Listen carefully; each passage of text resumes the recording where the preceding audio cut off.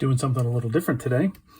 Rather than talk about a specific pen or a pen shipment or whatever, I want to talk about the stuff I've learned over the last few years as I've been into fountain pens.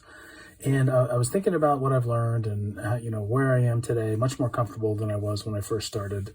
And I was thinking about, I can actually narrow down specific times when a specific pen helped me learn something, taught me something about fountain pens, and helped me move a little bit forward in the whole fountain pen experience. So what I want to do is I want to talk about those 6 specific pens one at a time and how they help me. So this bit is going to be fountain pens that help me learn about fountain pens. So let's get started. So the first pen I want to talk about is a disposable pen. And this is where I started. Everybody starts in a different place. I started with disposable pens. I was doing a lot of work with, ballpoint and gel pens, using those for my journaling and my writing. But I saw a sample kit on JetPens. And I thought, oh, fountain pens. Yeah, I hadn't touched a fountain pen since I was in college. And it was a terrible experience, that fountain pen in college, because I managed it very poorly. I didn't understand how they worked. I didn't understand, basic things like basic handling and storage, how I stored it in my bag. So every time I uncapped it, it was not ready to be used. It was a bad experience because of me. It wasn't because of the pen. So I started out there again. So I got one of these starter kits from JetPens. And in there were a couple disposables. So this disposable Zebra pen and this disposable Pilot Varsity. So actually this one's different. I've bought a new one since then, but this isn't the one that came in my kit, but it's pretty much the same thing. So these are great pens. They're what they taught me was basic pen management. So if I'm going to put it in my bag, make sure it lays flat. If I store it, make sure I store it flat. Don't store it like this. Don't store it like this. Just basic management. So when I got to a point where I could use these pens, I could throw them in my bag. I could pull one out and I could write with it and it would work. So this is very basic, but I needed to learn that. So I started from the beginning. Low barrier to entry. These are very inexpensive, like less than $2 each, I think. They have a ton of ink in them. This one I've had literally for months, and it's still got, I don't know, maybe about a couple dozen pages left in it. This one, the Pilot Varsity, it has a specific blue that you can't get anywhere other than in these pens. It's called Varsity Blue. It's a really nice blue. I enjoy it. So can't go wrong with starting out with a couple disposable fountain pens. You're not going to spend a lot of money, but you can learn a lot, and you can have a really good experience, a good reliable experience for once you figure out the basics for pen handling. So this is where I started with these 2 disposable pens. So number 2, the next fountain pen that taught me something about fountain pens, I started out with the basics, those closed system disposable pens, and I wanted to try something new. First, I wanted to try some different nibs. Those were a little wide. Well, it doesn't really matter. I wanted to try something different. So I wanted some different nibs, and I also wanted to experience, I read all about a converter or a cartridge. What are these things? People are talking about refilling their cartridges using a blunt tip syringe. That sounded cool as heck. I had no idea what it meant. So I wanted to experience it with myself, by myself, for myself. So my next pen was a Platinum Preppy. So this is a great inexpensive pen. They come, ready to put a converter in there, or ready to just snap a cartridge in there. They're really cheap, just a few bucks for these pens.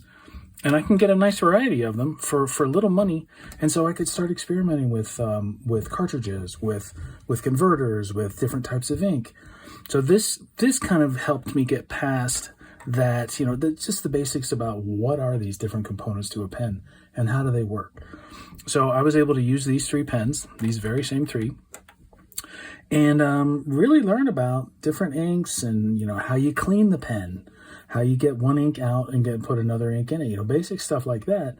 And I wasn't worried I was going to ruin something because, you know, these are pretty cheap and they're super durable. So this is where I started for that part of my journey with these Platinum Preppies. And I'm super glad to have them. I will always have them. You notice they're not inked up right now because, you know, I don't use them as often as I used to, but they were a consistent, reliable, excellent pen. And they taught me a lot about the basics of about fountain pens. So there we go, number 2. Okay, so the number 3 pen on that taught me a lot about fountain pens. You know, I had gotten more comfortable with, you know, changing inks and cleaning the pens and all stuff, but I wanted to learn a little bit more about pen mechanics, about the fluid dynamics that are involved with pen management. And the next logical choice for me was this pen, the TWISBI Echo T. And what this Echo T allowed me to do was, first of all, it's a demonstrator. For some reason, I really, really liked seeing the inside of the pen, seeing the ink flow, seeing how it saturated the nib. This really taught me a ton, and I really appreciated, I could have an appreciation for seeing the dynamics of the pen working. But also, with this pen, they give you a wrench. So they encourage you to take this pen apart, to experience how it all works together, clean it, do whatever it is you need to do, but they encourage it. You know, they include this little wrench, they give you this little bottle of silicone grease. I didn't know this stuff existed until I got this pen. So that was very cool. And, you know, you really basic stuff. Like I took the pen apart because I wanted to, you know, really clean it out, understand how this mechanism worked. And when I put it back together, it didn't work. Well, it worked, but when I screwed down the piston, I could no longer post my pen. The piston would not screw down all the way flush. There was always a little gap here. So what I learned about that was there's a ton of people out there who know how to fix that. For example, that one thing, plus hundreds of other things. And I learned what I did wrong, and I learned how to fix it. It was Brian Goulet had a great video on, hey, if you ever have a TWISBI Echo and it won't post correctly, here's what you got to do. And you got to take this apart. You got to really patiently, you know, kind of manipulate this so that everything kind of meshes together in just the right way. It was amazing. So it wasn't so scared. I was like, I put it back together and it doesn't work right. Well, I guess it's just going to be broken forever. But no, this pen helped me learn, and Brian Goulet and everybody else on the internet who created videos and write-ups helped me learn to gain a tremendous amount of confidence in just the basic mechanics and taking a pen apart, understanding how it works. I mean, this is mind-blowing. I took the feed and the nib out. This was astounding to me, how easy that is. You know, and why you would want to do it, and just the fact that you could so easily was just mind-blowing to me. So I really, really appreciate this TWISBI Echo T for teaching me that part of about pens and fountain pens. So the next fountain pen that taught me something about fountain pens is, I'd done the pistons, I'd done cartridges, I'd done converters. I wanted to see what an eyedropper pen was all about. So I was shopping around and I found a good deal on this little Opus 88 Mini eyedropper pen. So you fill it, you screw off the top, you just dump ink into it, and then you manipulate the ink flow into the nib, into the feed, by turning this little screw thing, and that drives the piston up and down in here to kind of close off flow or restrict flow to the feed. This was cool as heck because this allowed me to travel with this pen. I was doing a ton of traveling at the time. I was on a plane probably, I was going to a different city probably 5-6 times a month. So I always wanted a pen that it was a perfect time for me to try this out and understand how traveling with a pen can work, the things you need to do, the things you need to manage for that weird environment that an airplane is, for that pressure shift. So that taught me how to do that. So I was really grateful about learning that. But there was something else about this pen that was really cool, and it was this Jowo number 5 nib. So I've had a lot of stainless steel nibs up to this point, and they're all very rigid and very, great experiences unto themselves. But this little nib, this little Jowo number 5, has a little bounce to it. It has a little spring in it.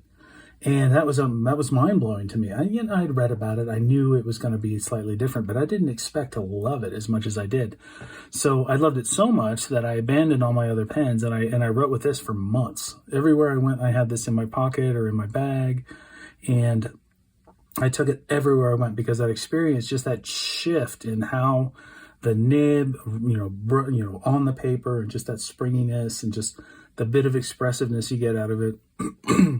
Which, I don't have the skills to really get like lots of line variation, but it was just a much more comfortable experience, and I really, really enjoyed it.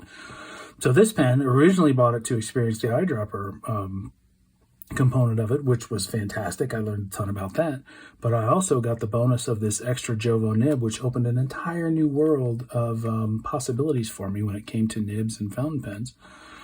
So this little Opus 88, another great fountain pen that taught me a lot about fountain pens.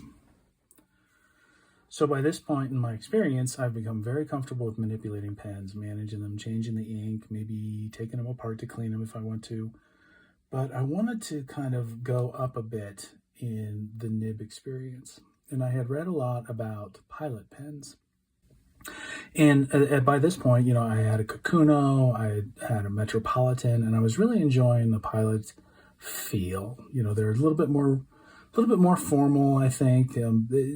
But I really liked the way they felt, and I really liked the way they handled just something about the Pilots identified with. So I wanted to kind of upgrade. I wanted to go up in the next level of Pilot and see what their next level of nibs was about. And that's where I got this pen, the Pilot Custom Heritage 92. So it's already has the vibe that I really enjoy, this demonstrator look and feel, which I've been rocking for a while because I still really enjoyed seeing the ink reservoir, enjoyed seeing the saturation in the feed. Very much enjoyed the visual aspects of it. But what really, really changed it up for me was this nib.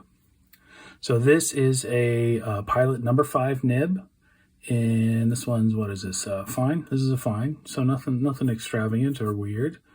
But it was so smooth and so glassy. And the ink, especially when I paired it with Iroshizuku inks, it was just delightful. It was, I just, just like that Jovo nib gave me that extra experience. Wow, I opened a whole new world to that bouncy springiness I could have. But this one, even though it's not bouncy and springy, it still had a really wonderful feel to it. Just the way that it glided across the paper with no effort at all. And I'm like, oh yeah, this Pilot nib thing is for me. So from here, started out with this humble little size 5 in fine. And then from here, I branched out into the size 10s and the size 15s and all the different nib experiences that Pilot offers at this level, at the custom line. So this taught me about what the next level of nibs and next level of pen experiences could be for me. So this was the 5th fountain pen that taught me a lot about fountain pens. So by this time, I'm really wanting to try some different variations. I had scored a couple Waverleys. I got a posting nib. I tried a soft fine. I even branched out to an Alabo, with that cool hawk-tipped nib. But I really wanted the Falcon nib, the FA nib that was on the Pilot's, the size 10 and above line. I really wanted to try that. So what I did is I went out and I got the 742 in Falcon. So it has that cool cutaway and it's very springy and you can get amazing line variation and all that stuff. And I saw videos of people writing with it and it just looked fantastic. And I'm gonna experience that too. And I did not have that same experience. I learned something very important from this pen, and it's kind of embarrassing to admit, but these are Japanese pens, pretty much designed for Japanese writers in some cases. So this pen is designed, the feed that's getting ink out to the nib is designed to get ink out there for people who are writing in Japanese characters. So lots of small, quick strokes, lots of different directions.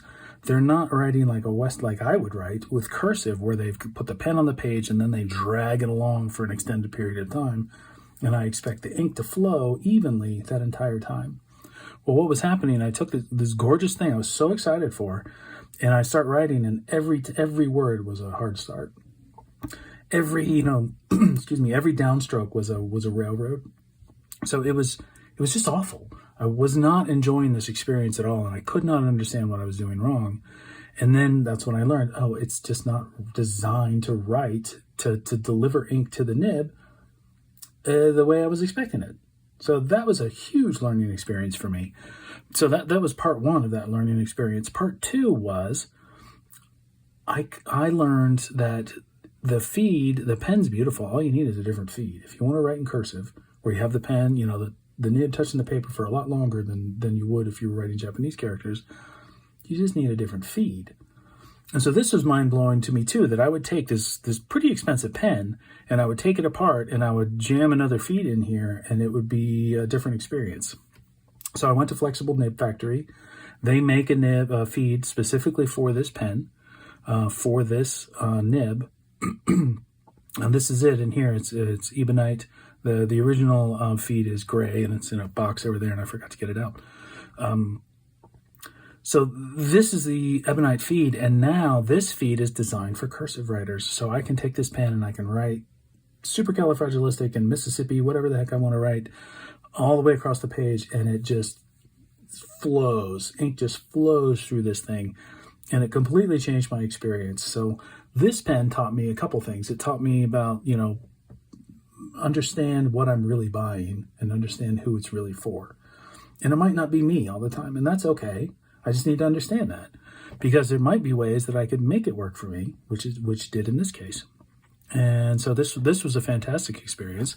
It was a little humiliating because it's obvious now that this wasn't made for me. So once I learned that and I figured out how to get around it, thank you, Flexible Nib Factory, for your excellent product. This was the pinnacle. This has so far taught me the most about fountain pens. This fountain pen has taught me a ton about fountain pens. Every single one of them I've shown you has taught me a great deal about fountain pens. There's other pens in this collection that I've learned a ton from. I just didn't, these are the 6, I think, most significant ones for me. But there's a ton of other pens that I learned stuff from. I don't want to say these are the only things I learned things from, but these are the most significant ones. So there we go. 6 fountain pens that taught me something about fountain pens. By no means an exhaustive list, but these were pretty significant milestones in my journey. I'd be really interested to hear what yours were. If there was something that's not on this list that was significant for you and what you learned from it, I'd love to hear about it. I really appreciate the comments, by the way. There's a lot of great input. There's a lot of great feedback. There's some criticisms. There's some helpful hints. All that stuff I absolutely love. So anybody who takes the time to A, watch this video, and then B, enter something in a comment, I just love it. Thank you so much for that. I really appreciate it. So there we are. 6 fountain pens that taught me something about fountain pens. Thanks so much for watching. Take care.